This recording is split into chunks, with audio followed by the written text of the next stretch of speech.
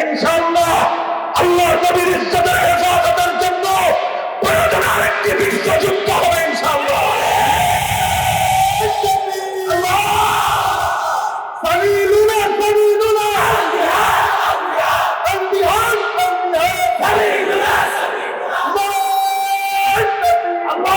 বিশ্ব ইউরোপীয় ইউনিয়ন সহ পশ্চিমা বিশ্বের প্রায় 35টি দেশের রাষ্ট্রপ্রধানরা হাতে হাত রেখে তাদের লক্ষ লক্ষ অনুসারীদেরকে নিয়ে তার রাস্তায় নেমে আসলো। শার্লি এবদো পত্রিকার উপর এই আক্রমণকে তারা প্রতিবাদ জানালো। ওরা মুসলিম বিশ্বকে পয়গাম দিল, আগামী দিনে আমরা ইসলামের উপর আরো আক্রমণ করব, আর সেই আক্রমণে আমরা গোটা পশ্চিমা বিশ্ব ইউরোপীয় ইউনিয়ন আমরা ঐক্যবদ্ধ থাকবো। এই পয়গাম আর এই হুমকি ওরা আমাদেরকে দিয়েছিল। মুহতারাম হাজিরিন, সে তারপর থেকে উপর্যুপরি একের পর এক ইসলাম এবং মানবতা বিরোধী তারা কার্যক্রম পরিচালনা করে যাচ্ছে।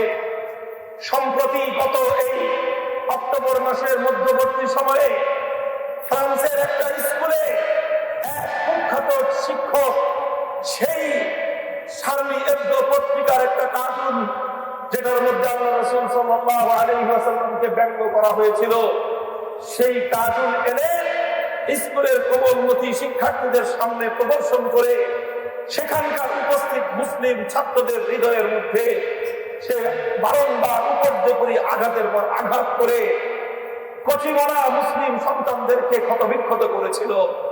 মুসলমানদের সামনে তাদের পয়গম্বরের উচ্চারণা করা মুসলমানের কলিজার উপর আঘাত করার চেয়ে আরো ভয়ঙ্কর ব্যাপার। ওরা এই কাজটাই করেছে। কত বড় অসভ্য, কত বড় কুলাঙ্গার হয়ে কোমলমতি বাচ্চাদের সামনে তাদের প্রাণাধিক প্রিয় রাসূল আকরাম সাল্লাল্লাহু আলাইহি ওয়াসাল্লামকে নিয়ে এমন ব্যঙ্গাত্মক প্রদর্শনী করতে পারে। আজ ওরা দুনিয়াব্যাপী সভ্যতা ফেরি করে, দুনিয়ার মানুষকে ওরা মানবাধিকার শেখায়, দুনিয়ার মানুষকে ওরা শিশুর অধিকার শেখায়, অথচ ওদের অন্দরমহলের দিকে চোখ তুলে তাকালে এর সম্পূর্ণ বিপরীত ভয়ঙ্কর এক কুৎসিত চিত্র ফুটে ওঠে। আলহামদুলিল্লাহ, এই ঘটনা যখন ওই কুখ্যাত নরধম ঘটালো, সে যখন আল্লাহর হাবিব সাল্লাল্লাহু আলাইহি ওয়াসাল্লামকে নিয়ে এমন ব্যঙ্গাত্মক প্রদর্শনী সে ঘটালো, আল্লাহর রাসূলের আশিক উম্মত এখনো পর্যন্ত ফ্রান্সের মাটি থেকে খতম হয়ে যায়। আল্লাহর পক্ষ থেকে একটার এক বান্দা তৈরি হয়ে গেল, নবীর ইজ্জতের উপর হামলা করার জন্য জান বাজি রেখে দিল। ওই পশুকে তাকে হত্যা করে কল্লা উড়িয়ে দিয়ে জাহান্নামে পৌঁছে দিল। আলহামদুলিল্লাহ, মুসলমান, আবার আমরা পরিষ্কার বলছি, পয়গাম শুনে রাখো বিশ্ববাসী, সারা দুনিয়ায় যেখানে যে কুলাঙ্গার আমার নবীর ইজ্জতের উপর আঘাত করবে, ওর রক্ত মুসলমানদের জন্য হারাম।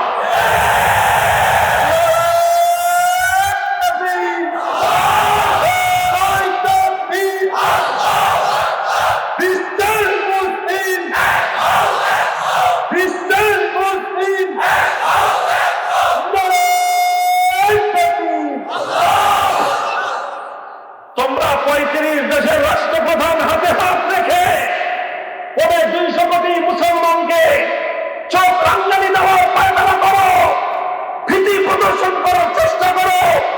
তোমরা যেমন দুনিয়াতে 200 কোটি আল্লাহর হাবিবের কালেমা পড়নেওয়ালা ইমানদার উপরে 200 কোটি,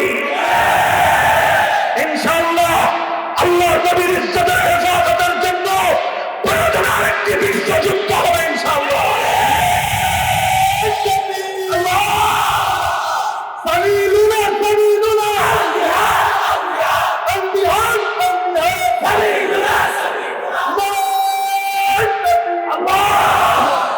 আমাদের স্পষ্ট কথা হলো, এই অপকর্ম থেকে তোমাদেরকে হাত গুটিয়ে নিতে হবে। তোমরা যদি আমার নবীর কার্টুন আকার ওই কালো হাত গুটিয়ে নাও, উম্মতে মুসলিমার সিংহ শার্দুল মর্যাদা মুজাহিদদের হাত তোমাদের গর্দনের সারা পর্যন্ত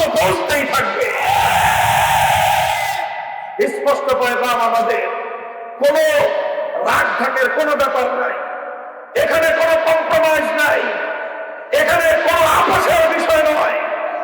তোমাদেরকে প্রথম হাত গুটিয়ে নিতে হবে, তারপরে আমাদের কাছ থেকে নিরাপত্তা ভিক্ষা চাইতে হবে।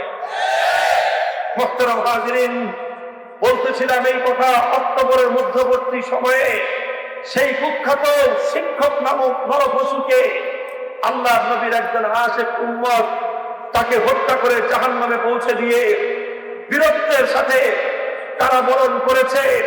শাস্তি হবে, ফাঁসি হবে, জেল হবে, জুলুম হবে, এগুলোর পরোয়া করার টাইম আশিকে রাসূল উম্মতে মুহাম্মাদিয়ার নাই। ঘটনার পর ফ্রান্সের কুখ্যাত প্রধানমন্ত্রী ইমানুয়েল ম্যাক্রন, আমাদের বাংলাদেশের অনেকে তাকে নাম দিয়েছে তুই ইমানুয়েল না তুই এনিমেল, পশু ম্যাক্রন, সে উদ্ধত ভাবে গোটা মুসলিম বিশ্বের দিকে চ্যালেঞ্জ ছুড়ে দিয়েছে। সে বলতে চেয়েছে যে শার্লি এবদো পত্রিকার এই কুখ্যাত কর্মকাণ্ড এটা চলবে, এটা নাকি তাদের মত প্রকাশের স্বাধীনতা। মত প্রকাশের স্বাধীনতার নামে বারবার এভাবে 250 কোটি মুসলমানদের ইমানের উপর হামলা, 250 কোটি মুসলমানের ইমানি সেন্টিমেন্টকে ক্ষতবিক্ষত করবার এই অপতৎপরতা যখন সে পরিচালনা করলো, গোটা মুসলিম বিশ্বে ক্ষোভ এবং উত্তাল হয়ে পড়লো মুসলিম বিশ্ব, বিক্ষোভে ফেটে পড়লো গোটা মুসলিম জগৎ। আপনারা দেখেছেন আরব বিশ্বে নজিরবিহীন ক্ষোভ হলো। কুয়েত, কাতার সহ আরবের অনেকগুলো দেশ থেকে ফ্রান্সের সমস্ত পণ্য বয়কট করা হলো। আনুষ্ঠানিকভাবে ঘোষণা না দিলেও রাষ্ট্রীয় পৃষ্ঠপোষকতায় ওই আরব বিশ্বগুলোতে ফ্রান্সের পণ্য বয়কট করা হলো। আর ফ্রান্সের পণ্য বয়কটের কারণে ফ্রান্সের অর্থনীতির উপর মারাত্মক নেতিবাচক প্রভাব তৈরি হলো। সে দুনিয়াকে আহ্বান জানালো মুসলমানদেরকে, তোমরা এই অর্থনৈতিক বয়কট এবং অবরোধ থেকে পিছিয়ে আসো। মুসলমান দুনিয়ার পক্ষ থেকে উম্মতে মুসলিমা জবাব দিল যে তোমরা যদি আল্লাহর পয়গম্বরের কার্টুন আকার কালো হাত গুটিয়ে না নাও, মুসলমানরা শুধুমাত্র তোমাদের পণ্য বয়কট নয়, ভবিষ্যতে আরো অগ্রসর হতে বাধ্য হবে। 250 কোটি মুসলমানের পক্ষ থেকে 55টি মুসলিম দেশের একজন রাষ্ট্রনায়ক তুরস্কের রজব তাইয়েব এরদোগান সাহসী ভূমিকা পালন করলেন। ইমানুয়েল ম্যাক্রনকে পয়গাম দিলেন যে তোমার যে অবস্থা, তোমার ভাষার যে ব্যবহার, তোমাদের যে আচরণ, তাতে মনে হচ্ছে তুমি মানসিক ভারসাম্য হারিয়ে ফেলেছ। তাড়াতাড়ি তোমার পাগলাগারতে ভর্তি হয়ে চিকিৎসা নেওয়া প্রয়োজন। এটা ছিল একজন মুসলিম সিংহ শার্দুলের পক্ষ থেকে, উম্মতে মুসলিমার একজন লিডার, আরেকজন মহানায়কের পক্ষ থেকে সময়ের একজন উদ্ধত অসভ্যের প্রতি যথাযথ আচরণ। মুহতারাম হাজিরিন, সঙ্গে সঙ্গে গোটা বাংলাদেশ উত্তাল হয়ে উঠল। বাংলাদেশের টেকনাফ থেকে তেতুলিয়া আল্লাহর পয়গম্বরের ইজ্জতের হেফাজতের জন্য, নবীর মান এবং শানকে বুলন্দ করবার জন্য লক্ষ কোটি ইমানদার নবী প্রেমিক তৌহিদি জনতা নবীর ইজ্জত বুলন্দ করে আকাশ বাতাস মুখরিত করে তারা স্লোগান তুলল। এই চলছে গোটা দেশ জুড়ে।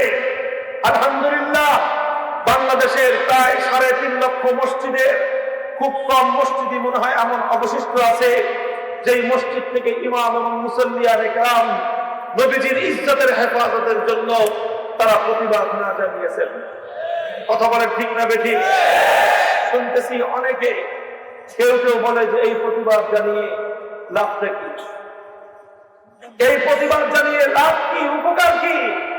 কারণ ওরা তো আল্লাহ নবীর উপর এই ব্যঙ্গাত্মক কাজ আসতেছেই। সুতরাং আমরা আমাদের দেশে বসে ফ্রান্সের ঘটনার জন্য আমরা বিক্ষোভ করব কেন, আমরা প্রতিবাদ জানাবো কেন? এই ধরনের প্রশ্ন উত্থাপন করার লোক আছে না? আমরা বলতে চাই, যারা এই ধরনের প্রশ্ন উত্থাপন করেছে তাদের হয়তো বিবেকের দুয়ার বন্ধ রয়েছে, আর না হয় তারা চোখ থাকিতেও অন্ধ। আমি আপনাদের কাছে স্বাভাবিক বিবেকের কাছে একটা প্রশ্ন রাখি, একটা কম্পেয়ার এবং তুলনা করবার জন্য।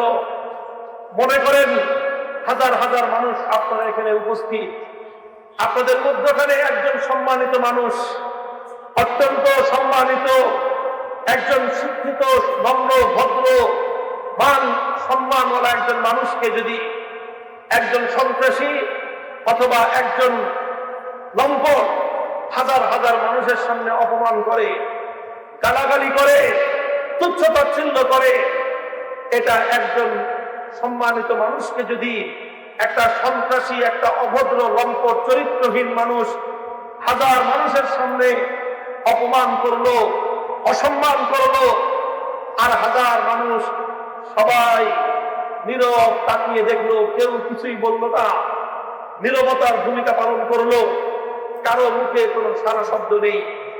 এই মনে করেন একটা ঘটনা ঘটলো।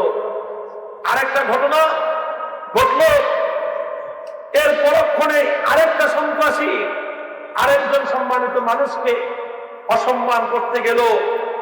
পাশ থেকে শত মানুষ, হাজার মানুষ, প্রত্যেকটা মানুষ সেই সম্মানিত মানুষের পক্ষে কথা বলল, আর ওই সন্ত্রাসীর বিরুদ্ধে প্রতিবাদ করলো, ওর বিরুদ্ধে তারা ক্ষোভ প্রকাশ করলো, নিন্দা জ্ঞাপন করলো। এই দুটো ঘটনা ঘটবার পর এই যে সম্মানিত মানুষ, যাকে একজন কুখ্যাত সন্ত্রাসী অপমান এবং অসম্মান করেছে, আর অপমান করার পর দুই ধরনের প্রতিক্রিয়া দুই জায়গায় হলো। এক জায়গায় প্রতিক্রিয়া হলো, শত শত মানুষ থাকার পরেও কেউ কিছুই বলল না, সবাই নীরব দর্শকের ভূমিকা পালন করলো। এই লোকটা বাড়িতে গিয়ে রাগে, ক্ষোভে, দুঃখ, বেদনায়, অভিমানে তার হৃদয়টা চূর্ণ বিচূর্ণ হয়ে যাবে। তার মনে একটাই ব্যথা থাকবে, লম্পট না হয় আমাকে অপমান করলো, সন্ত্রাসী না হয় আমাকে অসম্মান করলো, এতগুলো মানুষ যারা আমাকে চিনে, যারা আমাকে জানে, যাদেরকে আমি প্রতিদিন প্রতিনিয়ত সাহায্য করি, সহযোগিতা করি, বিপদে আপদে দাঁড়াই, এই মানুষগুলো সব আমার অপমান চেয়ে চেয়ে দেখলো, কেউ কোনো প্রতিবাদ করলো না। এই ব্যথা, এই বেদনাটা ওই মানুষটার অন্তরের মধ্যে লাগবে কি লাগবে না? তার হৃদয়ে এত ব্যথা আসবে, সে বলবে এই মানুষগুলোর জন্য আমি বছরের পর বছর তাদের পিছনে শ্রম দিয়েছি, তাদের জন্য কষ্ট করেছি, তাদের অভাবে দুঃখ দারিদ্রের সময় সাহায্যের হাত বাড়িয়ে দিয়েছি, অথচ তারা আমাকে অপমান করা হলো, তারা কেউ মুখ খুলে রা শব্দ, তু শব্দটি পর্যন্ত করলো না। ক্ষোভে দুঃখে হয় এই লোক দিয়ে গলায় দড়ি দিবে, আর না হয় ইমানদার হলে সে মনে করবে যে আমি আর এই দেশে থাকবো না, এই অপদার্থদের এলাকা ছেড়ে আমি চলে যাব।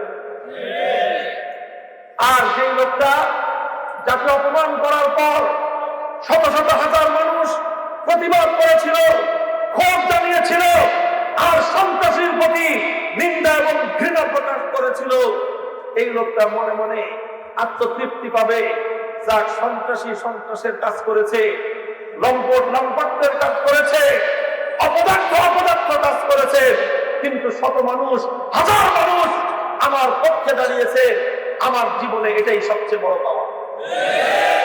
আপনারা বলেন এই দুইজন মানুষের মধ্যে এই দুই রকম অনুভূতি হবে কি হবে না? তাহলে এটা যদি আপনার বিবেকের সেবা হয়, এটা যদি আপনার বিবেকের সিদ্ধান্ত হয়, হে ইমানদার, এবার চিন্তা করো, মানবতার নবী, বিশ্ব মানবতার মুক্তির মহাদূত, মুহসিনে আজম, ইনসানিয়তের উপর সবচেয়ে বড় অবদান যার, আমাদের উপর সবচেয়ে বড় অবদান, সবচেয়ে বড় যার দয়া আল্লাহর পরে, যিনি মানবের উপর উম্মতের জন্য সবচেয়ে বড় দয়ালু নবী, সেই নবীকে নিয়ে যখন কোন সন্ত্রাসী অপমান করলো, সেই নবীর ইজ্জত নিয়ে ছিনিমিনি খেললো, সেই নবীর সম্মানের উপর উপর্যপরি আক্রমণ করলো, এবার পরে 200 কোটি মুসলমান, যাদের জন্য আল্লাহ নবী রাতের ঘুমকে হারাম করেছিলেন, যাদের জন্য আল্লাহ নবী চোখের অশ্রুতে মুখ ভাসিয়েছিলেন, যে উম্মতের জন্য আল্লাহ নবী তায়েফের ময়দানে ফোঁটা ফোঁটা রক্ত ঝরিয়েছিলেন, যে উম্মতের জন্য আল্লাহ নবী ওহদের ময়দানে সারা শরীর ক্ষতবিক্ষত করেছিলেন, করেছিলেন, সে উম্মত যদি এমানুয়েল ম্যাক্রনদের মতো আর ওই কুখ্যাত এই সমস্ত নবীর দুশমনদের এই সকল অসম্মান আর অপমানজনক আচরণের পর তারা যদি নীরব শয়তানের ভূমিকা পালন করে, তাহলে আল্লাহ নবীর হৃদয়ে কষ্ট লাগবে কি লাগবে না? নবীর হৃদয়ে আঘাত লাগবে কি লাগবে না?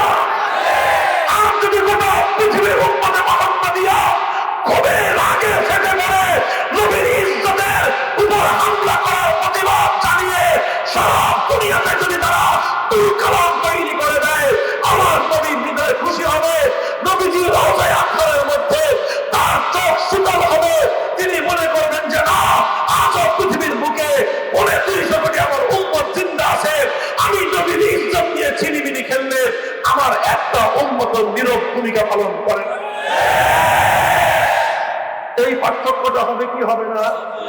তাহলে এবার আপনি আপনার হৃদয়ের কাছে জিজ্ঞাসা করেন, আপনার বিবেকের বদ্ধ দুয়ারে আপনি পড়ে নাড়ুন, ইস্তাফতি কলবাকা, তোমার আল্লাহকে তুমি জিজ্ঞাসা করো, নবীর অসম্মান হওয়ার পর, নবীর ইজ্জত নিয়ে ছিনিমিনি খেলবার পর তুমি যদি এই অজুহাত করো যে এটা তো আমার দেশে ঘটে নাই, আরেক দেশে ঘটেছে, এটা তো বাংলাদেশে ঘটে নাই, ফ্রান্সে ঘটেছে, আমি বাংলাদেশে কেন প্রতিবাদ করব? হে হে অন্ধ, হে বধির, হে বিবেক শূন্য, হে অন্ধ এবং বধির আর বিবেক শূন্য, আমি তোমাকে বলতে চাই, আমার নবী শুধু ফ্রান্সের নবী নয়, আমার নবী শুধু আরবের নবী নয়, আমার নবী শুধু বাংলাদেশের নবী নন। আল্লাহ যেমন সমস্ত জগৎ সমূহের রব, আমাদের নবী সমস্ত জগৎ সমূহের নবী। কাজেই আর এত হিসাব নিকাশের প্রয়োজন নেই, এত বেশি ডিপ আর সূক্ষ্ম আলোচনার প্রয়োজন নেই। স্পষ্ট পেলাম, নবীর ইজ্জতের উপর যখন আঘাত হানবে, নবীর ইজ্জত নিয়ে যখন বড় কুরাঙ্গার ছিনিমিনি খেলবে, যার হৃদয়ে আল্লাহর পয়গম্বরের প্রতি মহব্বত আর ভালোবাসা আছে, যার হৃদয়ে ঈমান আছে, সে আর কিছু করুক বা না করুক, নীরব শয়তানের ভূমিকা সে পালন করতে পারে না।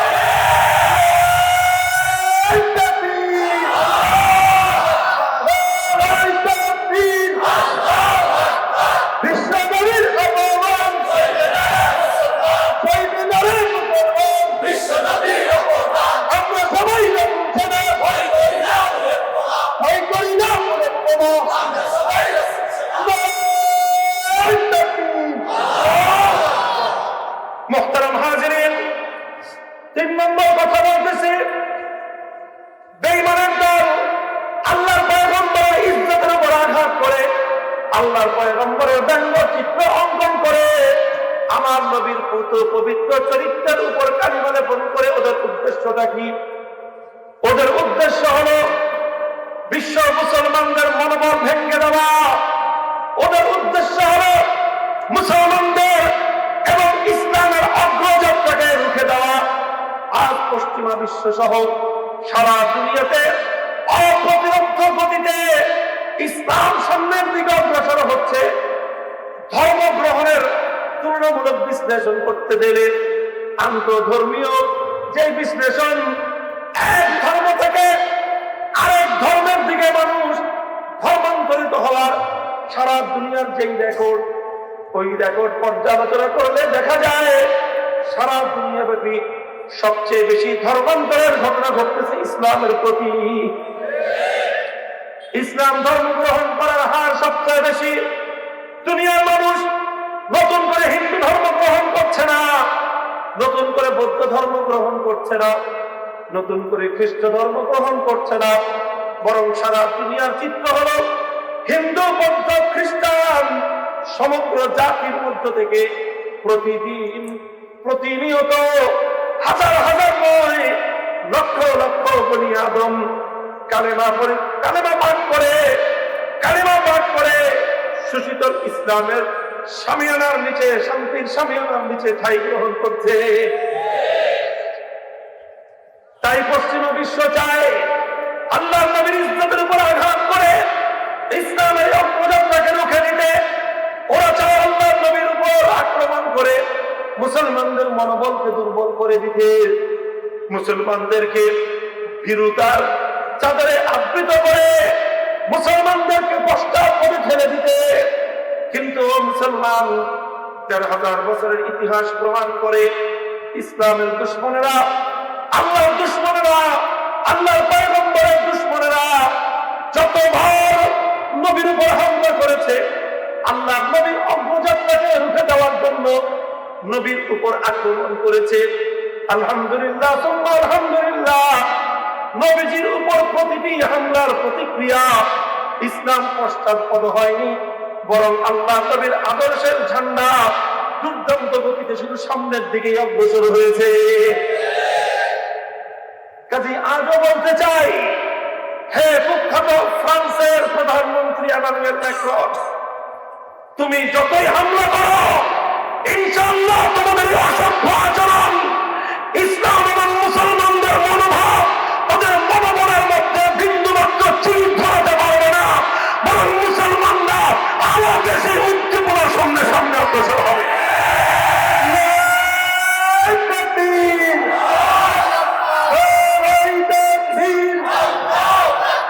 বিশ্বনবীর শত্রুরা হুঁশিয়ার সাবধান। আমি আপনাদের সম্মুখে উপস্থাপন করছি, ইতিহাস থেকে ছোট্ট কয়েকটি উদ্ধৃতি দেই। আমার পয়গম্বরের সঙ্গে, মুহাম্মদ আরবি সাল্লাল্লাহু আলাইহি ওয়াসাল্লামের সঙ্গে কেমন আচরণ করলে তার ফলাফল এবং তার পরিণাম কি হয়। আল্লাহ নবী যখন মক্কার মাটিতে স্বল্প সংখ্যক মানুষ কালেমা পড়েছে, ইসলাম তখন সংগোপনে পালন করতে হয়। মুসলমান ইসলাম গ্রহণ করার পরেও তার পরিচয় প্রকাশ করার সাহস নাই, সংগোপনে কালেমা পাঠ করে, গোপনে গোপনে নামাজ পড়ে, আল্লাহ নবীর সঙ্গে সাক্ষাৎ করে, সেটাও হযরতে আরকাম ইবনে আবিল আরকাম রাদিয়াল্লাহু তাআলা আনহুর ঘরে গিয়ে রাতের অন্ধকারে মুসলমানরা নবীজির সঙ্গে মিলিত হয়। এই যখন মক্কার অবস্থা, মক্কার মাটিতে ইসলাম গ্রহণ করে ইসলামের পরিচয় দিবে, এই পরিবেশ পর্যন্ত মক্কার মধ্যে ছিল না। আল্লাহ রাসূল সাল্লাল্লাহু আলাইহি ওয়াসাল্লাম গোপনে গোপনে ইসলামের দাওয়াতের মিশন পরিচালনা করেন। অল্প কয়েকজন মানুষ মাত্র ইসলাম গ্রহণ করেছে। ওই সময় একদিন আবু জাহাল আল্লাহর নবীকে খতম করার জন্য, নবীকে নিঃশেষ করে দেওয়ার জন্য নবীর উপর হামলা করেছিল, আক্রমণ করেছিল, নবীর দেহকে ক্ষতবিক্ষত করে দিয়েছিল।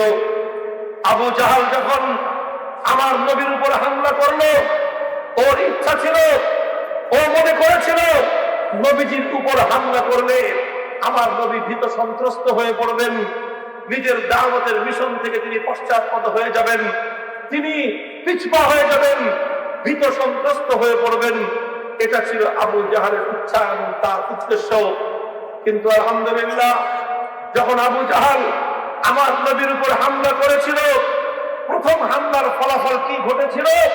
হামলার ফলাফল এই ঘটেছিল, শেরে খোদা হামজা ইবনে আব্দুল মুত্তালিব রাদিয়াল্লাহু তাআলা আনহু, মক্কার বীর পুরুষ, মক্কার মহাপুরুষ, সিংহ শার্দুল আব্দুল মুত্তালিবের সাহসী সন্তান হযরতে হামজা রাদিয়াল্লাহু তাআলা আনহু, যিনি ইতিমধ্যে কালিমা পড়েননি, যিনি ইতিপূর্বে ইসলাম ধর্ম গ্রহণ করেননি, যখন দেখলেন আবু জাহাল নবী মুহাম্মদ আরবির উপর জুলুম করলো, অত্যাচার করলো, আঘাতে আঘাতে আমার নবীকে জর্জরিত করে দিল, হামজা ইবনে আব্দুল মুত্তালিব রাদিয়াল্লাহু তাআলা আনহুর হৃদয়ের মধ্যে ঝড় শুরু হলো, তুফান ছুটলো।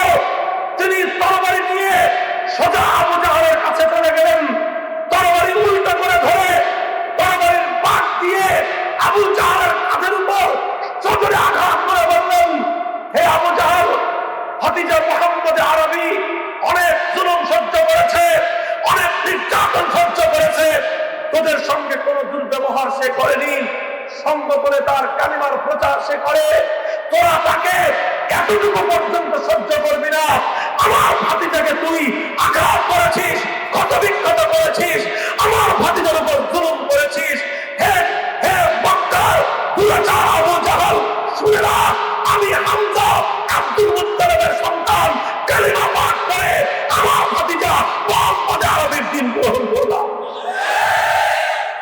সাহস থাকলে আয়, এবার সাহস থাকলে আয়, আমি হামজার সামনে এসে কথা বল।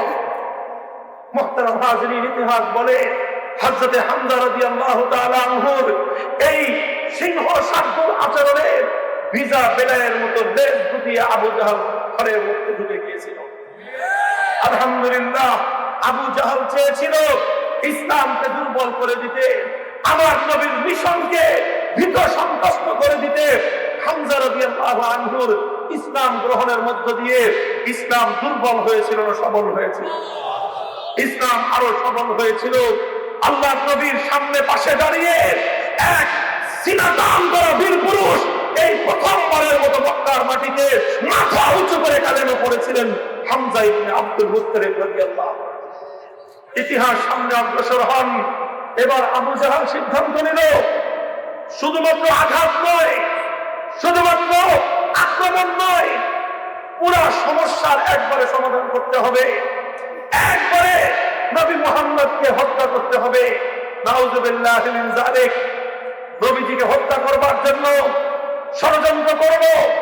আবু জাহল ঘোষণা করলো মক্কার মধ্যে বিশাল পুরস্কারের ঘোষণা করলো, যে ব্যক্তি মুহাম্মদ ইবনে আব্দুল্লাহ শিরচ্ছেদ করে আনতে পারবে, তার মাথা কেটে আনতে পারবে, তার জন্য বিশাল পুরস্কার। 50টা 100টা উটের ঘোষণা দিল। মক্কার মাটিতে এমন একজনই বাপের বেটার জন্ম ছিল, এক বাপের বেটা ছিল মক্কার মাটিতে এই দুঃসাহস করবার মতো। ইতিহাস বলে সেই সময়ের সেই দুঃসাহসী মক্কার মধ্যে সেই মর্দের নাম, সেই পুরুষের নাম ছিল ওমর বিন খাত্তাব। সে ওমর বিন খাত্তাব উন্মুক্ত তরবারি উত্তোলন করে আবু জাহলের চ্যালেঞ্জ টুফে নিয়েছিল, বলেছিল আমি তৈরি আছি, আমি রওনা হচ্ছি, মুহাম্মদ ইবনে আব্দুল্লাহর মাথা কেটে এনে তোমাদের সামনে রাখবো এবং এই পুরস্কার আমি জয় করব। মুহতারাম হাজিরিন, গোটা মক্কার সমস্ত নেতৃস্থানীয় লোকেরা বাহবা দিয়েছিল, উল্লাস করেছিল, আনন্দে ফেটে পড়েছিল মুহাম্মদের মাথা কাটার জন্য। ওমর যেহেতু প্রস্তুত হয়েছে, এবার আর মুহাম্মদের রক্ষা নেই সাল্লাল্লাহু আলাইহি ওয়াসাল্লাম। হযরতে ওমর বিন খাত্তাব উন্মুক্ত তরবারি নিয়ে রওনা হয়েছিলেন আল্লাহর নবীর শিরচ্ছেদ করবার জন্য। ইতিহাস আপনারা সকলেই জানেন। খবর পৌঁছে গেল আল্লাহর নবীর কাছে। হযরতে হামজা রাদিয়াল্লাহু তাআলা আনহু তরবারি উন্মুক্ত করে খাট থেকে তরবারি বের করে নবীর পাশে দাঁড়িয়ে হুঙ্কার ছেড়েছিলেন, ওমর যদি আজকে কোন অসৎ উদ্দেশ্যে আমার নবীর দরবারে আসে, ওমরকে তার মাথা নিয়ে ফিরতে দেওয়া হবে। এই ছিল হযরতে হামজা ইবনে আব্দুল মুত্তালিবের ঘোষণা। ওদিক দিয়ে হযরতে ওমর যখন তিনি এলেন, যখন আল্লাহর পয়গম্বরের কাছে তিনি একই ঘরের মধ্যে প্রবেশ করলেন, আমার নবী ওমরে ফারুকের চেহারার দিকে তাকিয়ে বলেছিলেন, ওমরকে আমার সামনে আসতে দাও। ওমরের চেহারার দিকে দেখে আমি অনুভব করছি ওমরের এই চেহারা আগের চেহারা নয়, এই ওমর সেই আগের ওমর নয়। ওমরের মধ্যে কোনো ভিতরে ভিতরে কোনো বিপ্লব সাধিত হয়ে গেছে। হযরতে ওমর আল্লাহর পয়গম্বরের কাছে এলেন, যেই তরবারি উত্তোলন করে এসেছিলেন আমার নবীর শিরচ্ছেদ করবার জন্য। ইতিহাস বলে ওমরে ফারুক সেই তরবারি আমার নবীর কদমের সামনে নজরানা পেশ করে শুধু নবীর শিরচ্ছেদ করবে এই দুঃসাহস করেনি, বরং তার বিপরীতে নিজের কল্যাণ, নিজের জিন্দগি মুহাম্মদ আরবির পায়ের জন্য কোরবান করে দিয়েছে। হযরত ওমর ফারুক রাদিয়াল্লাহু আনহু স্পষ্ট ঘোষণা দিয়েছিলেন, কালিমা পড়লাম, হে আবু জাহল, উতবা, শাইবা, রাবিআ, মক্কার বেঈমানের দল, সন্ত্রাসী 2000-এর দল, শুনে রাখ, আজ থেকে খাত্তাবের সন্তান ওমর কুফরির অন্ধকারের পথে নেই, সন্ত্রাসবাদের পথে নেই, তোদের ওই অন্যায় এবং দুরাচারীর পথে নেই। আজ আমি কালেমা পড়ে আমার জীবনকে মুহাম্মদুর রাসূলুল্লাহ সাল্লাল্লাহু আলাইহি ওয়াসাল্লামের জিন্দেগীর জন্য তার আঙ্গুলের নির্দেশের সামনে আমি আমাকে কোরবান করে দিলাম। কোরআনের আয়াত নাযিল হলো, ইয়া আইয়ুহান নাবিয়্যু হাসবুকাল্লাহ ইয়া আইয়ুহান নাবিয়্যু হাসবুকাল্লাহু ওয়া মান ইত্তাবা'আকা মিনাল মুমিনিন। আমার আল্লাহ পাক রব্বুল আলামিন ঘোষণা করলেন, ও আল্লাহর পয়গম্বর, এখন আপনার একদিকে হামজা, অপরদিকে আপনার দাঁড়িয়ে গেছে ওমর বিন খাত্তাব। মক্কার দুই সিংহ শার্দুল, পবিত্র মক্কার মাটির দুই সিংহ পুরুষ আল্লাহর নবীর ডান দিকে আর বাম দিকে দাঁড়িয়ে গেলেন।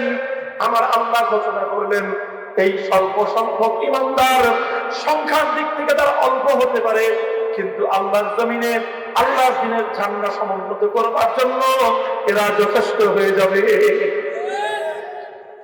আল্লাহর পয়গম্বরের দ্বীন গ্রহণ করার ওমর ফারুক, আবু জাহাল চেষ্টা করেছিল ওমরকে দিয়ে নবীর শিরচ্ছেদ করবে। ঘটনা ঘটেছিল, ওমর আল্লাহর নবীর কল্লা কাটে নাই, বরং নিজের কল্লা শুধু নয়, নিজের গোটা অস্তিত্ব আমার নবীর পায়ের তলে কোরবান করে দিয়েছিল। হযরত ওমর ইসলামের মাধ্যমে, হযরত ওমরের কালেমা পাঠের মধ্য দিয়ে ইসলাম দুর্বল হয়েছিল না সবল হয়েছিল? ইসলাম পশ্চাৎপদ হয়েছিল না অগ্রসর হয়েছিল? ইতিহাস এভাবেই সাক্ষী, যতবার আমার নবীর উপর হামলা হয়েছে ততবার আল্লাহর দ্বীন নতুন গতির সঞ্চার পেয়েছে। তায়েফের মাটিতে আমার নবীর রক্ত ঝরেছিল, তায়েফের রক্তের বিনিময়ে আল্লাহর দ্বীন শুধু মক্কার মাটিতে ক্ষান্ত থাকে নাই, মক্কার পাশাপাশি পবিত্র মদিনার জমিনে কালেমার ঝান্ডা সমুন্নত হয়েছে।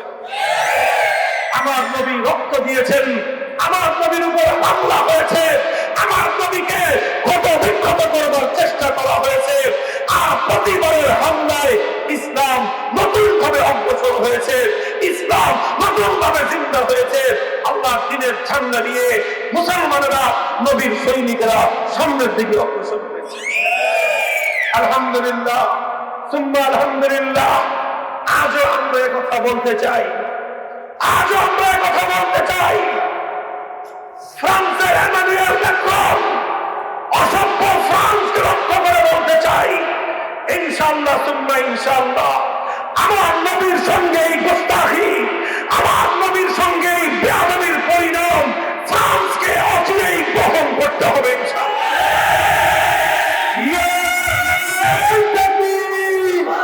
ইউরোপের মাটিতে সর্বপ্রথম যেই দেশের আকাশে কালেমার পতাকা উড়বে সে দেশটার নাম হবে ফ্রান্স।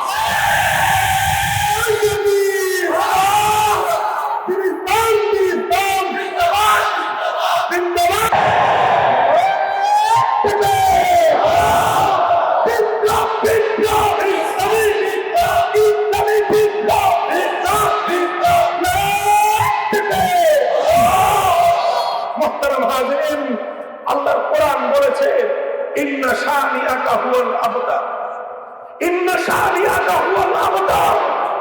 আমার নবীর সঙ্গে যে ব্যক্তি দুশমনী প্রকাশ করে, আল্লাহর কোরআন বলেছে নির্বংশ হয়ে যায়। আল্লাহর কোরআন বলেছে নির্বংশ হয়ে যায়। ইতিহাস সাক্ষী, ইতিহাস সাক্ষী। আল্লাহর নবীর সঙ্গে যারা দুশমনী করেছিল, সহিহ বুখারী শরীফ থেকে, হাদিসের কিতাবগুলো থেকে সর্বশেষ আরেকটা ঘটনার উদ্ধৃতি দিয়ে আমি আলোচনা সমাপ্তির দিকে নিয়ে যাব। সর্বশেষ কিছু পয়গাম আপনাদের সামনে থাকবে আমার। মুহতারাম হাজিরিন, 7ম হিজরিতে আল্লাহর নবী যখন নতুন একটা প্রকল্প গ্রহণ করলেন, সারা পৃথিবীর বড় বড় রাজন্যবর্গ, বড় বড় রাজা বাদশাদের কাছে আল্লাহর নবী দ্বীনের দাওয়াত দিয়ে, কালেমার পয়গাম দিয়ে চিঠি প্রেরণ করতে আরম্ভ করলেন। নবীজির এক চিঠি ইয়াহইয়া কালবী রাদিয়াল্লাহু তাআলা আনহু নিয়ে গেলেন তৎকালীন সুপার পাওয়ার রোম সম্রাট হেরাক্লিয়াসের কাছে। আব্দুল্লাহ বিন হুযাফা রাদিয়াল্লাহু তাআলা আনহু নবীর আরেকটা চিঠি নিয়ে গেলেন আরেকটা সুপার পাওয়ার পারস্য সম্রাট কিসরার কাছে। হুরমুজ ছিল সেই কিসরার নাম। যখন আল্লাহ নবীর পক্ষ থেকে, লক্ষ্য করে শুনেন, মনোযোগ দিয়ে শুনেন, রাসূল আকরাম সাল্লাল্লাহু আলাইহি ওয়াসাল্লামের পক্ষ থেকে যখন সেই চিঠি, সেই পয়গাম যখন পারস্য সম্রাটের কাছে পৌঁছলো, পারস্য সম্রাটের কাছে আল্লাহর নবীর পয়গাম বাহক, পত্রবাহক দূত চিঠি নিয়ে হস্তান্তর করলেন। পারস্য সম্রাট একজন পত্র পাঠক ডাক দিল যে আরবি ভাষা পাঠ করে শোনাতে পারে। তখন সেই পাঠক আল্লাহর নবীর চিঠি পড়ে শোনাতে আরম্ভ করলো পারস্য সম্রাটের কাছে। প্রথমেই লেখা মিন মুহাম্মাদির রাসূলিল্লাহ ইলা মালিকি ফারিস ইলা আযীমি ফারিস কিসরা। সেখানে প্রথমেই লেখা ছিল মুহাম্মাদুর রাসূলুল্লাহ সাল্লাল্লাহু আলাইহি ওয়াসাল্লামের পক্ষ থেকে পারস্য সম্রাট কিসরার নামে। এটা দুনিয়ার রীতি, স্বাভাবিক নিয়ম। চিঠি লিখতে হলে প্রথমে প্রেরকের নাম থাকে, তারপরে প্রাপকের ঠিকানা থাকে। কথা ঠিক কিনা? আপনি একজনের কাছে একটা পত্র পাঠাবেন, তো খামের উপর বাম দিকে প্রথমে প্রেরকের নাম থাকে, কে কোত্থেকে পাঠাচ্ছেন, ডান দিকে পরে প্রাপকের নাম আর ঠিকানা থাকে। এটাই সাধারণ নিয়ম। রাসূল আকরাম সাল্লাল্লাহু আলাইহি ওয়াসাল্লাম পৃথিবীর প্রচলিত স্বাভাবিক নিয়ম অনুযায়ী নিজের পক্ষ থেকে নিজের নাম উপরে, প্রাপকের নাম নিচে দিয়ে চিঠি পৌঁছালেন। কম্বক গুস্তাখ বেয়াদব যখন সে এতটুকু শুনল, চিঠির আর অবশিষ্ট অংশ শুনবার মতো তার ধৈর্য হলো না। সে সঙ্গে সঙ্গে ওই পত্র পাঠকের হাত থেকে চিঠিটা কেড়ে নিল, বলল যে আমার নামের উপর মুহাম্মদের নাম কেন? নাউযুবিল্লাহ। কত বড় গর্দ, কত বড় গাদা! আরে প্রেরকের নাম তো উপরেই থাকে, প্রাপকের নাম নিচেই থাকে, কিন্তু সে দাম্ভিক, অহংকারী।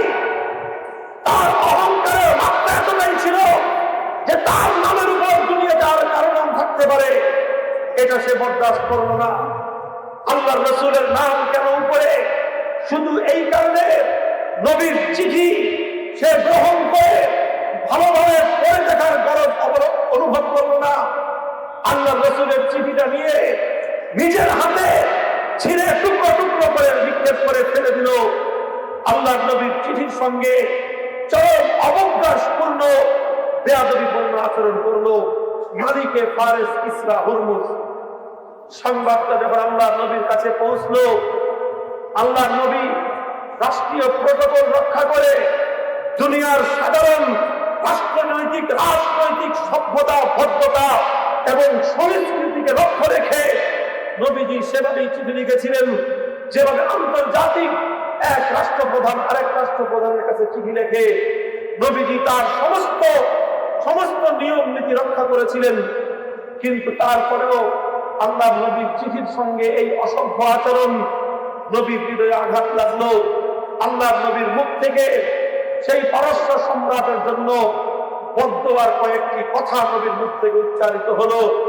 নবীজি আল্লাহর দরবারে ফরিয়াদ করলেন, ও আরশের মালিক, আসমান আর জমিনের সমস্ত উচ্চতার মালিক রব্বুল ইজ্জত, তোমার দরবারে তোমার হাবিবের ফরিয়াদ হলো এই আইয়ুমাজ্জাকু কুল্লা মুমাজ্জাকিন, এই কম্বক আর এই দুরাচার যেভাবে রাজ দরবারে তোমার হাবিবের চিঠি ছিঁড়ে টুকরো টুকরো করেছে, তুমি ওকে আর ওর রাজত্বকে ছিন্ন ভিন্ন করে দাও। বাস রাসূল আকরাম সাল্লাল্লাহু আলাইহি ওয়াসাল্লাম এতটুকু বলেই ক্ষান্ত হলেন, আর কিছুই না। কিছুদিনের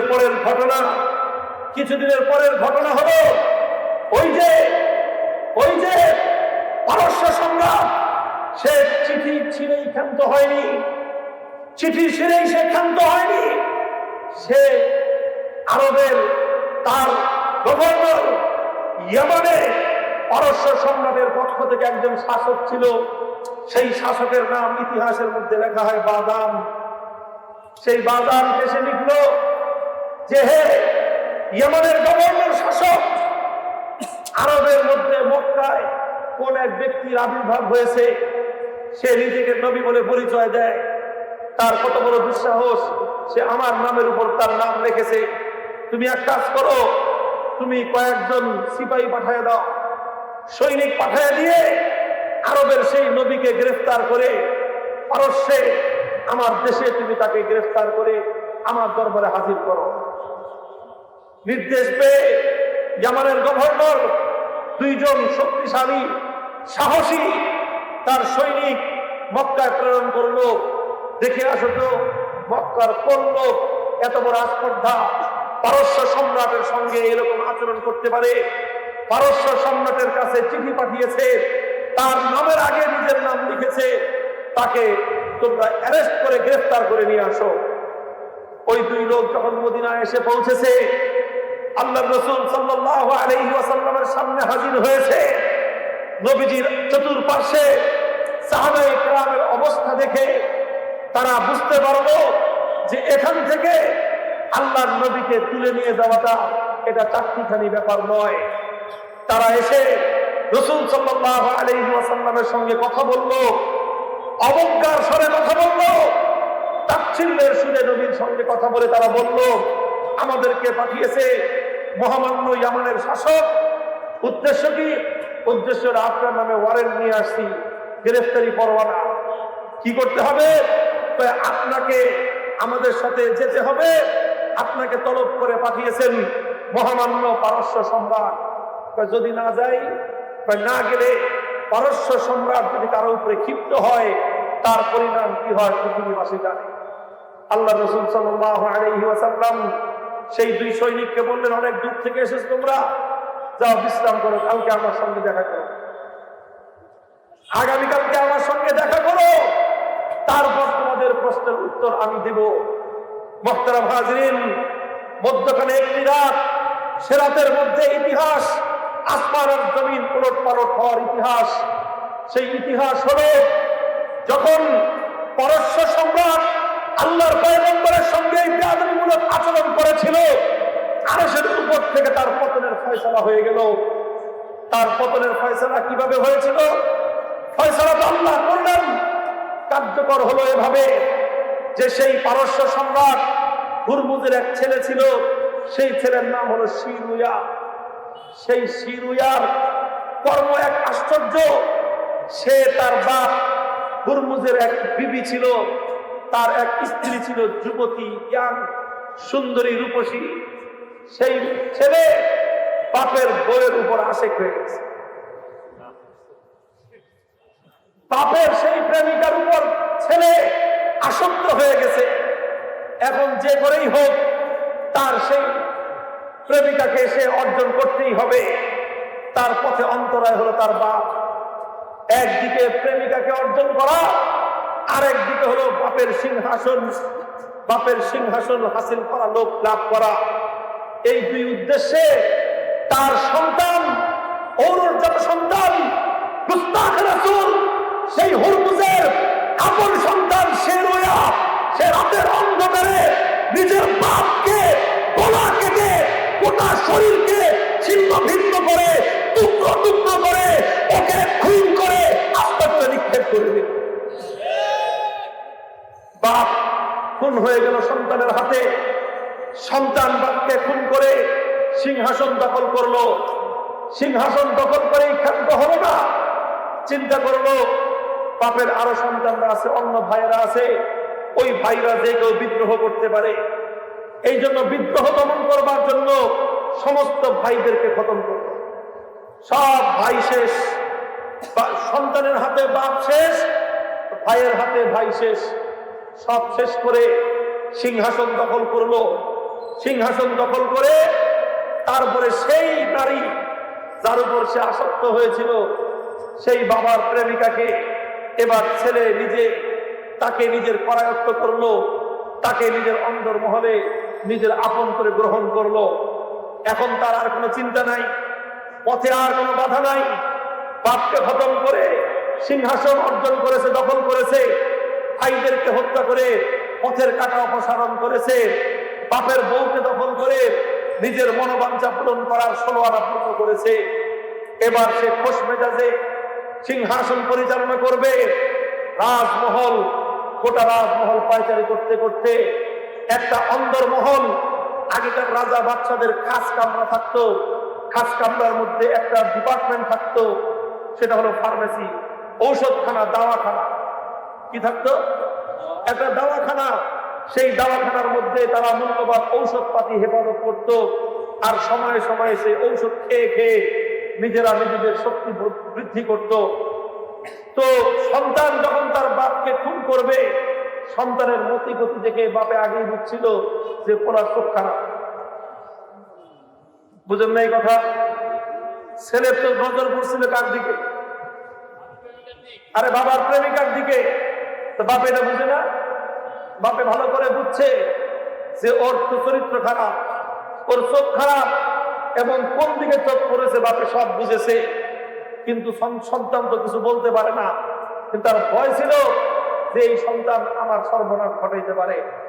যদি ও আমার সর্বনাশ ঘটায় তাহলে ও আমি সর্বনাশ ঘটাবো।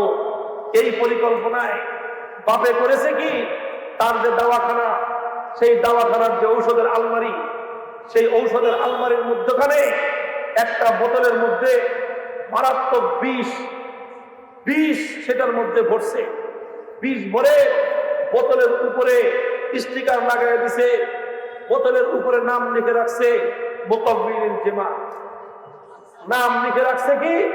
উপরে লিখে রাখছে যৌন শক্তি বর্ধক। বুঝেন না এই কথা? কাম করলো দেশ বিরোধী, কাম করলো নাস্তিকবাদের, কাম করলো বেহায়াপনার আড্ডাখানা তৈরি করলো, নাম দিল মুক্তিযুদ্ধের মঞ্চ। সেই আকাম, সেই একই চিন্তা ভিতরে ভরেছে বিষ, আর উপরে লিখেছে কি? লিখেছে যৌন শক্তি বর্ধক। এইভাবেই লিখছে। আরবি যা কিতাবের মধ্যে, তারিখের কিতাবের মধ্যে এভাবেই লেখা আছে, আল বিদায়া ওয়ান নিহায়া সহ। ওখানে লিখে রাখছে মুকাব্বিল জিমা, মুকাব্বিলিল জিমা, যৌন শক্তি বর্ধক। এই যখন পোলা যখন সিংহাসন দখল করে, পথের সমস্ত কাঁটা অপসারণ করে, যখন সে নির্বিঘ্ন নিশ্চিন্ত, আর কোনো বাধা তার নাই, এখন সে মৌজ করবে, উল্লাস করবে, আনন্দ ফুর্তি করে সিংহাসন উপভোগ করবে, রাজত্ব ভোগ করবে, যা ইচ্ছা তাই করবে। দাওয়াখানায় ঢুকছে, তার চোখ দেখ খুঁজে কি আছে দাওয়াখানার মধ্যে। তার তো প্রথমেই নজর পড়ছে ওই বোতলের দিকে, যেখানে লেখা কি? লেখা যৌন শক্তি বর্ধক। চিন্তা করলো এটাই তো দরকার। সাথে সাথে ওই বোতল নিয়ে, আর কোনো বাস বিচার নাই, রেজিস্টার ডাক্তার দেখানো নাই, নিজেই ডাইরেক্ট এক বোতল মুকাব্বিলিল জিমা ঘটঘট করে পান করেছে। বাস পান করা শেষ, মাথা চক্কর দিয়ে দাওয়াখানায় ওখানেই পরে মরে ভূত হয়ে গেছে। মরে ভূত। এবার কি দাঁড়ালো? সন্তানের হাতে বাপ খুন হলো, ভাইয়ের হাতে সব ভাই শেষ। এবার বাপের পাঠানো ফাঁদে পড়ে সন্তানও শেষ। গোটা রাত বংশে আর কোন ছেলে সন্তান অবশিষ্ট নাই, একটাও নাই, সব শেষ। আছে শুধুমাত্র ছোট্ট একটা মেয়ে, বুরান বিনতে সুরিয়া। রাজনীতি অনুযায়ী, রাজদরবারের নিয়ম অনুযায়ী, যেহেতু বংশের বাইরে অন্য কাউকে ক্ষমতা দেওয়া যায় না, সেজন্য সর্বশেষ ছোট্ট একটা মেয়ে, ওকেই সিংহাসনে বসায়ে, ওকেই বিশাল পারস্য সাম্রাজ্যের সম্রাট এবং সম্রাজ্ঞী হিসেবে ঘোষণা করা হলো। সংবাদটা শুনলেন আমার নবী, আল্লাহর নবী তখন ঐতিহাসিক ঘোষণা দিয়েছিলেন, লা ইউফলিহা কওমুন ওয়াল্লাহু আমরাহুম ইমরাআতান। এই নারীর হাতে ক্ষমতা দিয়ে তোমরাও তোমাদের পতন করতে পারবে না। যারা আল্লাহর পয়গম্বরের চিঠির সঙ্গে গুস্তাখি করেছে, আমার আল্লাহ ওই গুস্তাখ রাসূলকে তার সন্তানের হাতে খতম করে টুকরো টুকরো করে দিয়েছিলেন। শুধু তাকে আল্লাহ খতম করে ক্ষান্ত হননি, ওর পুরো বংশকে আমার আল্লাহ নির্বংশ করে দিয়েছেন। অল্প কয়েকদিনের মধ্যে গোটা বিশ্ব পরাশক্তি পারস্য সাম্রাজ্য ভেঙে খানখান হয়ে গেছে। ইতিহাস বলতেছি, ওই যে ঘটনা সূত্রপাত করেছিলাম, আল্লাহর নবীর কাছে পাঠিয়েছিল 2 সৈনিক নবীজিকে অ্যারেস্ট করতে। পরের দিন আল্লাহর নবীর সকালবেলা নবীর কাছে আসছে ওই 2 বেটা। কয়েকবার শোনেন, আপনি আসামি, অ্যারেস্ট করতে এসেছি আমরা, আপনাকে পাকড়াও করে নিয়ে যাব। আল্লাহর নবী মুচকি হাসি দিয়ে ওদেরকে বললেন, ইন্না রাব্বি ক্বাদ কাতালা রাব্বুকুমা রাব্বাকুমা আল বারিহাতা, ইন্না রাব্বি ক্বাদ কাতালা রাব্বাকুমা আল বারিহাতা। যে তোমাদের শাসক আর গভর্নর সাহেবকে বলো যে আর তাহলিল করা লাগবে না, এই গত রাত্রিতে মুহাম্মাদের রব তোমাদের বাচ্চাকে খতম করে দিয়েছে। মুহতারাম হাজিরিন, এই সংবাদ যখন ইয়ামানের গভর্নরের কাছে পৌঁছলো, সে তখনও জানে না পারস্য রাজপ্রাসাদে কি ঘটনা ঘটেছে, সে তখনও জানে না পারস্য সম্রাটের ইতিহাস কোন জায়গায় আস্থা করে নিক্ষিপ্ত হয়েছে, সে তখনও জানে না পারস্য সম্রাটের ভাগ্যে কি ঘটেছে। সর্বপ্রথম আল্লাহর নবীর দরবার থেকে গিয়ে দুই সৈনিক পারস্য সেই ইয়ামানের গভর্নর বাজানকে রিপোর্ট দিল যে আরবের নবী বলেছেন তার রব নাকি আমাদের মালিককে খতম করে দিয়েছেন। তার হৃদয়ে কথাটা রেখাপাত করলো যে ব্যাপারটা কি জানতে হবে। তিনি অপেক্ষা করতে লাগলেন। কয়েকদিন পরে যখন সম্রাটদের পক্ষ থেকে তথ্য আসলো, রাজধানী থেকে যখন সংবাদ আসলো, তখন তিনি দেখলেন যে রাতের কথা আল্লাহর নবী বলেছেন যে আজ রাতে আমার রব আরশের মালিক তোমার পারস্য সিংহাসনের মালিককে খতম করে টুকরো টুকরো করে দিয়েছেন। তিনি দেখলেন যে ঠিকই ওই রাতেই ঘটনাটা ঘটেছে যে রাতে আল্লাহর রাসূল তাকে পারস্য সম্রাটের খতম হওয়ার সংবাদ দিয়েছে। হযরতে বাজার রাদিয়াল্লাহু তাআলা আনহু এই ঘটনার পর নবীজির এই কথা শুনে সঙ্গে সঙ্গে কালেমা পড়ে মুসলমান হয়ে ইতিহাসের উদ্ধৃতি দিলাম, কল্প কাহিনী নয়, নবল নাটকের ঘটনা নয়, উপন্যাসের চিত্র নয়, এটা পৃথিবীর জলজান্ত ইতিহাস। পারস্য সম্রাট যার মাধ্যমে আল্লাহর নবীকে পাকড়াও করার জন্য পাঠিয়েছিলেন, পরবর্তীতে ইয়ামানের মাটিতে সেই হযরতে বাজান রাদিয়াল্লাহু আনহুর মাধ্যমে ইসলামের পতাকা উড্ডীন হয়েছিল। ইনশাআল্লাহ আমরা বলতে চাই, বলতে পারি, আস্থার সঙ্গে বলতে পারি, ইন্না শানিয়াকা হুয়াল আবতার। যারা আমার নবীর সঙ্গে গুস্তাখি করেছে, শার্লি একটা পত্রিকার মাধ্যমে এক সম্পাদক, দুই কার্টুনিস্ট জাহান্নামে গিয়েছে। যতজন শার্লি একটা পত্রিকার এই ভিন্ন বাক্যতার দায়িত্ব গ্রহণ করবে, মুসলিম উম্মাহর পক্ষ থেকে প্রত্যেকের নামে মৃত্যুদণ্ডের ঘোষণা দিলাম।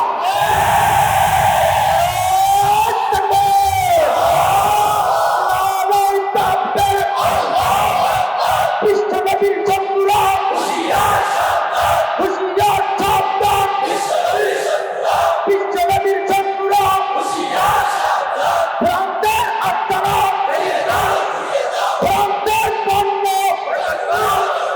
প্রকট করে করতে হবে। মুহতারাম হাজিরিন, আখেরি কথা হলো আমার এটাই, আল্লাহর নবীর দুশমন পৃথিবীতে সবচেয়ে জঘন্যতর মানুষ। নরকের জঘন্যতর কি? আসমানের জমিনের মধ্যে সবচেয়ে নিকৃষ্ট হলো তারা যারা আল্লাহর নবীর সঙ্গে দুশমনি রাখে। ইবলিসের চেয়ে বড় শয়তান। ইবলিস অনেক শয়তানি করে, ইবলিস অনেক শয়তানি করে, কিন্তু নবীর নামে ইবলিস কটূক্তি করে না। হাদিসের দ্বারা বোঝা যায় ইবলিস অনেক সময় মানুষের সামনে এসে আল্লাহর রূপ ধারণ করে ধোঁকা দেয়, নানা রূপ ধারণ করে মানুষের সঙ্গে প্রতারণা করে, ধোঁকাবাজি করে। কিন্তু আল্লাহর নবী বলেছেন, মান রাআনি ফিল মানামি ফাকাদ রাআনি ফা ইন্না শাইতানা লা ইয়াতামাসসালু বি। ইবলিস কোনদিন আল্লাহর নবীর রূপ ধারণ করে ধোঁকাবাজি করে না, নবীর নামে ভণ্ডামি করে না। ইবলিস বুঝে আল্লাহর নামে ভণ্ডামি করলে, আল্লাহর রূপ ধারণ করে ভণ্ডামি করলে আল্লাহ বরদাস্ত করে নেন, কিন্তু আল্লাহর নবীর নামে গুস্তাখি করলে, নবীর নামে ভণ্ডামি করলে, নবীর নাম বিকৃত করলে, নবীকে অপমান করলে আমার আল্লাহ বরদাস্ত করেন। আর বিপরীতে যারা আল্লাহর নবীর ইজ্জতের উপর আঘাত করে, ইতিহাস বলে তাদের পরিণাম কোনদিন ভালো হয় না, পরিণাম ভালো হয় না। রুশদি, সালমান রুশদি যতদিন বেঁচে আছে কোনদিন সূর্যের আলোতে রাস্তায় বের হওয়ার সাহস নাই। সেদিন বেহদর কল্লা কাটা হবে। এমানুয়েল ম্যাক্রন ঘোষণা করলাম, খবরদার উম্মতে মুসলিমার কাছে নিঃশর্ত ক্ষমা প্রার্থনার আগ পর্যন্ত মুসলিম বিশ্বের কোন দেশে তুমি পা রাখতে পারবে না।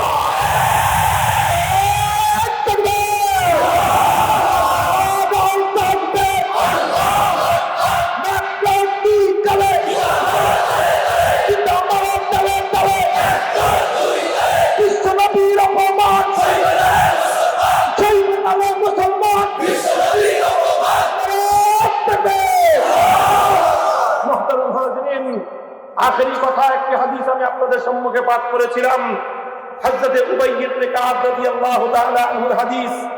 এই হাদিসের অনুবাদ করে দুই তিনটি দায়িত্ব আপনাদের কাছে হস্তান্তর করে কয়েকটি দায়িত্বের কথা বলে আলোচনা সমাপ্ত করতেছি। হযরত উবাই ইবনে কাব বললেন, ইয়া রাসূলুল্লাহ, ইন্নী উকসিরুস সালাতা আলাইকা ফাকাম মিন সালাতি আজআলু লাক। ও আল্লাহর নবী, আমি আপনার উপর প্রচুর পরিমাণ দুরূদ পড়ি, কিন্তু কি পরিমাণ দরুদ আপনার উপর পড়লে আপনি খুশি হবেন? আল্লাহর নবী বললেন, মা শিতা, যত ইচ্ছা তত দরুদ তুমি আমার উপর পড়ো। হযরত উবাই ইবনে কাব বললেন, বসে শুনবেন না, এই ছাত্র বসো, কথা শেষ হয় নাই। হযরত রাসূল আকরাম সাল্লাল্লাহু আলাইহি ওয়াসাল্লাম বললেন, যত ইচ্ছা তুমি তত আমার উপর দরুদ পড়ো। হযরত উবাই ইবনে কাব বললেন, ইয়া রাসূলুল্লাহ, সারাদিন আমি আল্লাহর নামে যত জিকির করি, যতবার আল্লাহর তাসবিহ তাহমিদ করি, নিজের জন্য আল্লাহর কাছে যত দোয়া করি, এই সব মিলে আমি যা করি যা পড়ি তার 4 ভাগের 1 ভাগ আমি আপনার উপর দরুদ পড়ি। আল্লাহর নবী বললেন, হ্যাঁ 4 ভাগের 1 ভাগ পড়তে পারো, তবে তুমি যদি আরো বেশি পড়ো তাহলে তুমি ঠকবা না, তুমি জিতে যাবা।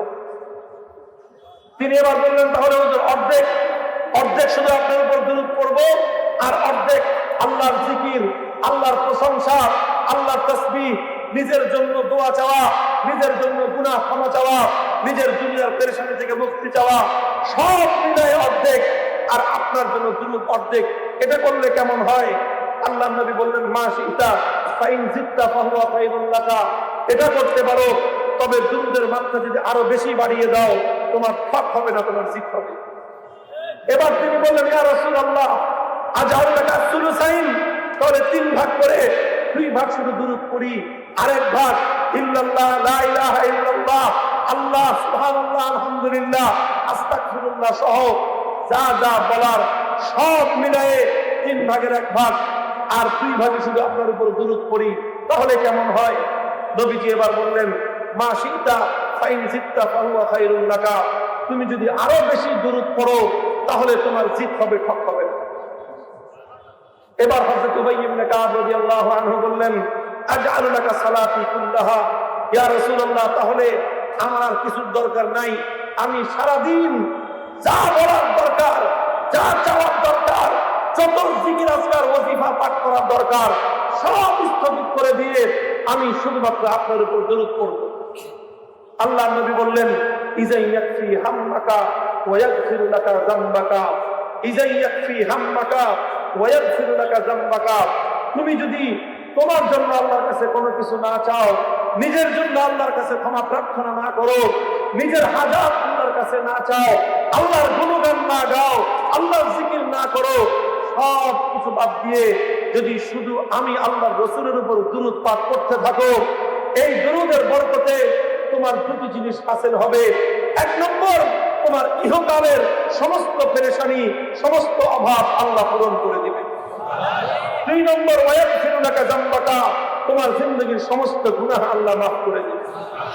মুহতারাম হাজিরিন, আল্লাহর পয়গম্বরের এই হাদিস থেকে বোঝা যায়, বান্দার যে কোনো পেরেশানি থেকে মুক্তির জন্য আল্লাহ নবীর উপর দরুদ পড়বার চেয়ে অধিক কার্যকরী আমল দ্বিতীয়টি আর নেই। নিজের গুনাহ মাফ চাওয়ার জন্য আল্লাহ নবীর উপর দরুদ পাঠ করার চেয়ে অধিক কার্যকরী আর কোনো দোয়া দুনিয়াতে জানা নেই।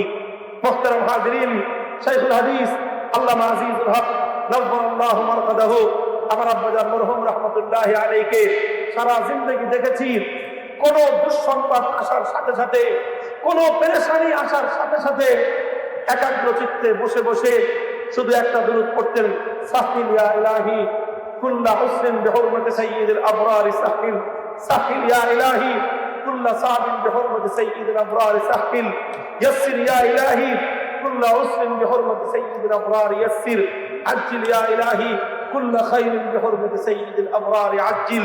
দুরূদ পাঠ করতে থাকতেন যতক্ষণ পর্যন্ত বিপদ দূরীভূত না হতো, দুরূদের আমল করতে থাকতেন। মুহতারাম হাজিরিন, আজ দুনিয়াবাসীর উপর বড় দুটি বিপদ।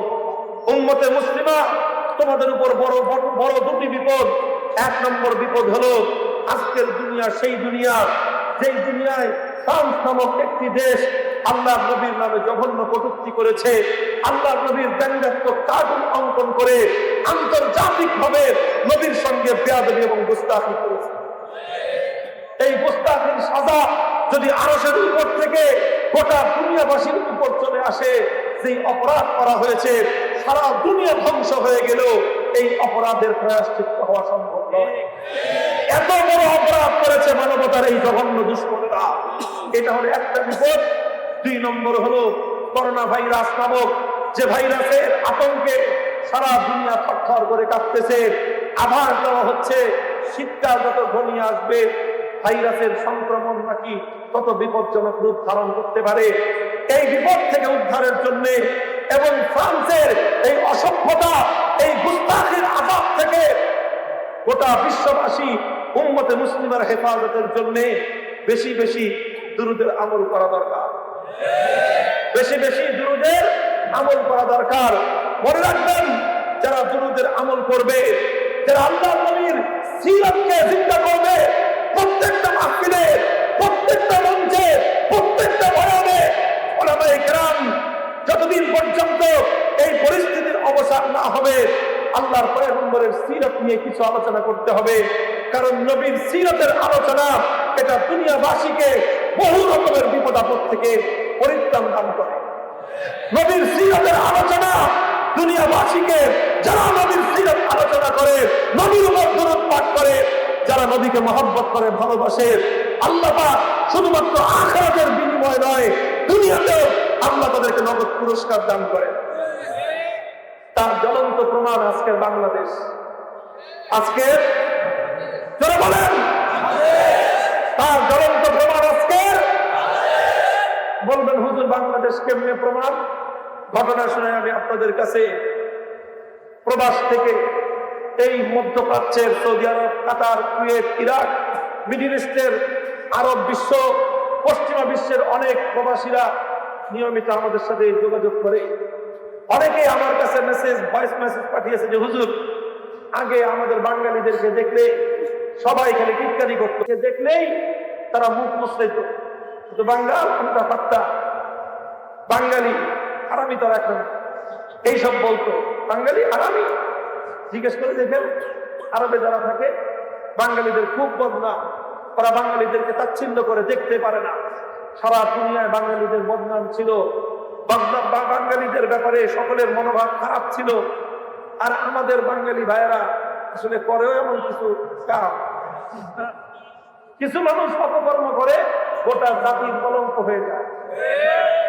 এই কারণে বাংলাদেশের সারা দুনিয়াতে খুব একটা বদনাম ছিল। এই অক্টোবরের মধ্যবর্তী সময়ের পর থেকে সাম্প্রতিক গত 15-20 দিনের বাংলাদেশ সারা দুনিয়াতে বাংলাদেশের ভাবমূর্তি পরিবর্তন করে দিয়েছে। তাই এখন আরবের ওই সকল লোকেরা যারা আমাদেরকে দেখলে বলতো বাঙালি হারামি, বাঙালি ফাত্তান, বাঙালি দুষ্ট, তারা আজকে বলে বাঙালি কুয়াইস। তারা বলে যে এখন বেটা বাপের বেটা বাঙালি। আল্লাহ নবীর ইজ্জতের উপর আক্রমণ আসার পর ফ্রান্সের এই অসভ্যতার বিরুদ্ধে 55টা মুসলিম দেশের মধ্যে সবচেয়ে বেশি বিক্ষোভ, সবচেয়ে বেশি আল্লাহ নবীর ইজ্জতের পক্ষে জাগরণ তৈরি করেছে বাংলাদেশ এবং বাংলাদেশের ধর্মপ্রাণ মুসলমান।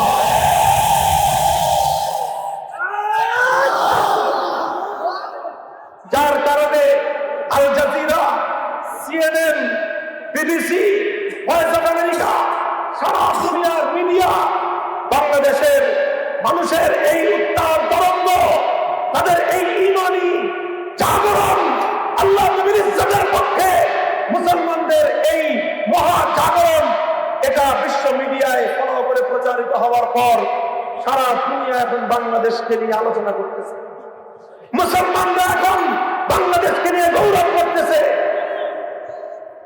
কাজে এজন্য আমি বলি, বাংলাদেশ সারা পৃথিবীতে ছোট্ট একটা দেশ, মানচিত্রে, বিশ্ব মানচিত্রে খুঁজে পেতে হলে ওটা ম্যাগনিফাইং গ্লাস গ্লাস দিয়ে খুঁজতে হয় বাংলাদেশ কোথায়। কথা দিতে হবে, ছোট দেশ, আপত্তি নাই আমাদের, গরিব দেশ, এটা তৃতীয় বিশ্বের একটা দেশ, দরিদ্র একটা দেশ। আমাদের সরকার বহুদিন ধরে আমাদেরকে সান্ত্বনা শুনাইতেছে যে এক সময় নাকি বাংলাদেশ মধ্যম আয়ের দেশ হবে। কবে হবে জিজ্ঞেস করলে বলে 2040 সাল। জানি না 2040 সাল পর্যন্ত বেঁচে থাকবো কিনা।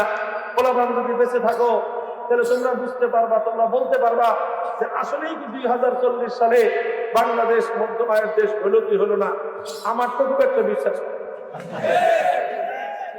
আল্লাহ করুক, চাই মধ্যম আয়ের দেশ হয়ে যাক। মধ্যম আয়ের দেশ হতে হলে দুর্নীতি বন্ধ করতে হবে, বন্ধ করতে হবে। রাষ্ট্রীয় পর্যায়ে যেই পরিমাণ রাষ্ট্রীয় সম্পদের অপব্যবহার হয়, মিসইউজ হয়, এগুলো বন্ধ না করলে বাংলাদেশ 2 টাকা কামাইলে অন্য দেশ 4 টাকা কামায়, আরো আগে। যাই হোক, মধ্যম আয়ের দেশ হবে বাংলাদেশ 2040-এ। কাজে টাকা পয়সা কামায় দুনিয়াতে খুব নাম করা বাংলাদেশের কপালে নাই। বড় বড় ব্রিজ হচ্ছে, কালভার্ট হচ্ছে, বড় বড় হাইওয়ে হচ্ছে, 4 লেন, এটা দেখে ভালো লাগে, কিন্তু বিশ্ব দরবারে এটা খুবই নগণ্য কাজ। অন্য দেশে গেলে দেখবেন এর চেয়ে 10 গুণ বেশি উন্নয়নের কাজ। কাজে এদিক দিয়ে বাংলাদেশ খুব আগায় যাবে সে আশা করে লাভ নাই। অনেকে আশা করে খেলাধুলা দিয়ে বাংলাদেশ আগায় যাবে। ফুটবল খেলে বাংলাদেশ পৃথিবীতে 167 নম্বর দেশ। কত নম্বর? 167 নম্বর। তারপরে ফুটবল বাদ দিয়ে খেলা ধরছে ক্রিকেট, যে পৃথিবীর বেশি দেশ তো ক্রিকেট খেলে না, এই জন্য এটা দিয়ে একটু আগানো যায়। তো 9টা দেশ পৃথিবীতে, 8টা দেশ আসলে পুরোপুরি ক্রিকেট খেলে, তার মধ্যে বাংলাদেশ হলো 7 নম্বর। অনেকে খুব উল্লেখিত যে বাংলাদেশ আগাইতেছে, কিন্তু অনেক আগানোর পরেও ওই 7 নম্বরে, এখন 6 নম্বরে কিন্তু এখন বাংলাদেশ যেতে পারে। কাজেই কবে যাবে না যাবে এগুলো আল্লাহ জানে। তবে আলহামদুলিল্লাহ, নবী প্রেমিক তৌহিদি জনতা আল্লাহর পয়গম্বরের ইজ্জতের প্রোগ্রাম করে গোটা বিশ্বব্যাপী বাংলাদেশের জন্য সুনাম কুড়িয়েছে।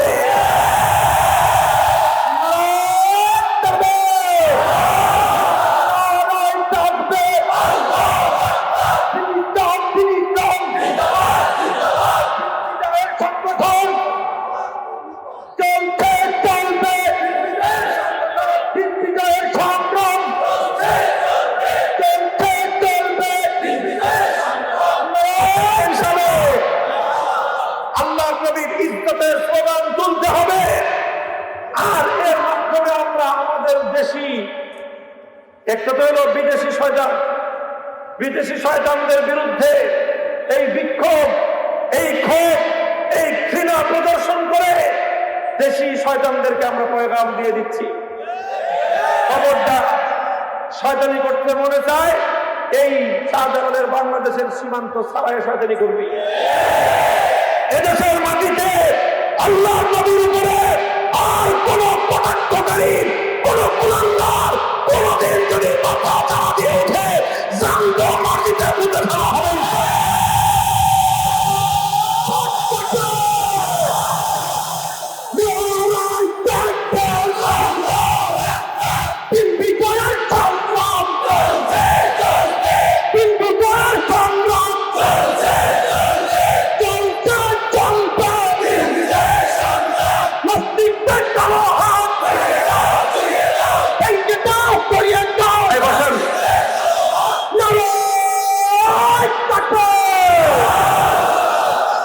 আমাদের বাংলাদেশের এই ধর্মপ্রাণ মুসলমানদের এই ক্ষোভ, ধর্মপ্রাণ মুসলমানদের এই নবী প্রেম দেখে ইউরোপীয় ইউনিয়নেও বাংলাদেশ নিয়ে আলোচনা হয়েছে,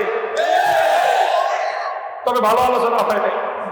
শয়তানরা কোনোদিন ভালোকে ভালো বলে না। ইউরোপীয় ইউনিয়ন আলোচনা করেছে বাংলাদেশ থেকে যেই সমস্ত তৈরি পোশাক সহ যে সকল পণ্য ইউরোপে রপ্তানি হয়, কেউ কেউ আপত্তি তুলেছে বাংলাদেশের এই ধর্মপ্রাণ মুসলমানদের আল্লাহ নবীর ইজ্জতের উপর আঘাতের প্রতিবাদ, ফ্রান্সের বিরুদ্ধে ঘৃণা প্রকাশ করার কারণে তারা বলতে চায় বাংলাদেশ থেকে রপ্তানি বন্ধ করে দেওয়ার জন্য সুপারিশ করতে চায়। এই আহ্বান কেউ কেউ জানিয়েছে। এই আহ্বান শুনে আমাদের মাননীয় পররাষ্ট্রমন্ত্রী তাড়াতাড়ি সেখানে নমনম করা শুরু করেছেন। আমরা সরকারকে একটা সাহস যোগাতে চাই, সাহস যোগাতে চাই। এদেশের মানুষের সেন্টিমেন্ট বুঝে রাখুন, এদেশের মানুষ কি চায় সেটা বুঝে রাখুন। এদেশের মানুষ চায় প্রয়োজনে আমরা আমাদের রপ্তানি বন্ধ হয়ে যাবে, প্রয়োজনে আমাদের অর্থনৈতিক অগ্রগতি বন্ধ হয়ে যাবে। তিন বেলার জায়গায় এক বেলা খাবো, খেতে না পারলে পেটে পাথর পাকবো। আল্লাহ নবীর ইজ্জতের সওদা করে জীবন ধারণ করতে চাই না।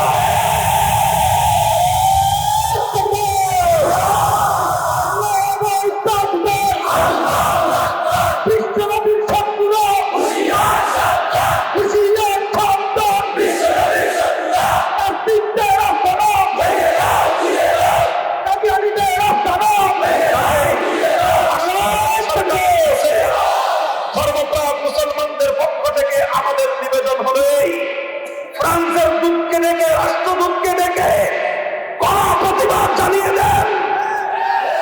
প্রয়োজনে ফ্রান্সের সঙ্গে আমদানি রপ্তানি বাণিজ্য বন্ধ করে দেন, ফ্রান্সের সঙ্গে কূটনৈতিক সম্পর্ক ছিন্ন করে দেন। ফ্রান্সের রাষ্ট্র দূতাবাস বাংলার মাটি থেকে, মসজিদের শহর ঢাকার থেকে বিদায় করে দেন। এদেশের মানুষ আপনাদেরকে বাহবা দিবে। যদি ফ্রান্স ক্ষমা চায়, ফ্রান্সের সরকার উম্মতে মুসলিমার হৃদয়ে যে আঘাত করেছে, নবীর উপর আক্রমণ করে আমাদেরকে ক্ষতবিক্ষত করেছে, এটার থেকে যদি ওরা নিজেদের এই অপকর্মের দায় স্বীকার করে ক্ষমা প্রার্থনা করে, তাহলে আমরা ক্ষমা করতে প্রস্তুত। শারমিয়ের পত্রিকা জনমের তরে নিষিদ্ধ করতে হবে। আল্লাহ নবীর কোন কানুন আর কোন পত্রিকায় অঙ্কন করা যাবে না। মুহতারাম হাজরিন, বাংলাদেশের বিভিন্ন অঞ্চলে এমন কিছু ঘটনা ঘটছে, আমরা সকলকে হুঁশিয়ার করে দিচ্ছি, সাবধান করে দিচ্ছি। আমার বাংলাদেশ সম্প্রীতির বাংলাদেশ, এখানে সাম্প্রদায়িকতার উস্কানি দেওয়ার কেউ চেষ্টা করবেন না।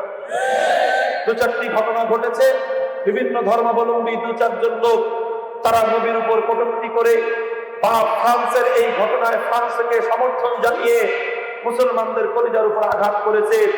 কুমিল্লা সহ বাংলাদেশের কয়েক জায়গায় এই ধরনের ঘটনা ঘটেছে। রাষ্ট্র সরকার এবং প্রশাসনকে বলবো, এই সকল কুলাঙ্গারদের বিরুদ্ধে ত্বরিত ব্যবস্থা গ্রহণ করবেন। এদের কারণে দেশে অস্থিতিশীলতার সৃষ্টি হতে পারে, দাঙ্গা তৈরি হয়ে যায়, মানুষ অস্থির হয়ে এই বাদ ভাঙ্গা গণজোয়ার, এটা রুখে দেওয়ার সাধ্য প্রশাসনেরও নাই, আমারও নাই, ওলামায়ে কেরামেরও নাই। কাজী আমাদের কথা হলো, আর কোন গুস্তাখ, কোন বেয়াদব, কোন অসভ্যজনক কোন ধর্ম নিয়ে কটূক্তি করতে না পারে।